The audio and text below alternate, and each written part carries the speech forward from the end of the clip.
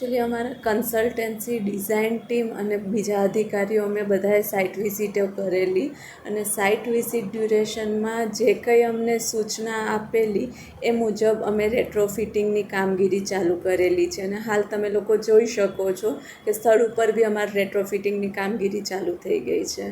એટલા માટે જ અમે લોકો ખાલી કરાવીએ છીએ કે કોઈના જીવને કોઈ જોખમ ના થાય અને વિથ સેફટી અમે લોકો એ કામ કરવા માંગીએ છીએ.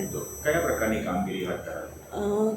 કોલમ છે એમાં જેકેટિંગ થવાનું છે, બીમ છે એમાં રેપિંગ થવાનું છે, તો ઓવરઓલ બિલ્ડિંગની સ્ટ્રેન્થનિંગ વધે છે એ મુજબની કામગીરી કરીએ છીએ. તો હજી પણ આપણે જોખમી ડિક્લેર કરી તેમ છતાં પણ લોકો આવે છે, લોકોને શું મેસેજ આપવા માંગશો? ના, અમે ઓલરેડી નોટિસો આપી દીધી છે અને બિલ્ડિંગો આખી ખાલી થઈ જશે હવે. કોઈ ચેલેન્જ છે? કારણ કે સરકારમાં નવી એક વાત એવી પણ આવે છે કે આખી બિલ્ડિંગ નવી બનાવવાની વાત છે, તો દરમિયાન કંઈક જગ્યા શોધી રહ્યા હોય એવું? હા, મારે નર્મદા ભવન માટે નવી બિલ્ડિંગ પ્રપોઝલ ઓલરેડી અમે લોકોએ કરી લીધી છે અને હાલ કલેક્ટરશ્રી થ્રુ બી લેન્ડ માટે પ્રપોઝલ અમે સબમિટ કરી છે.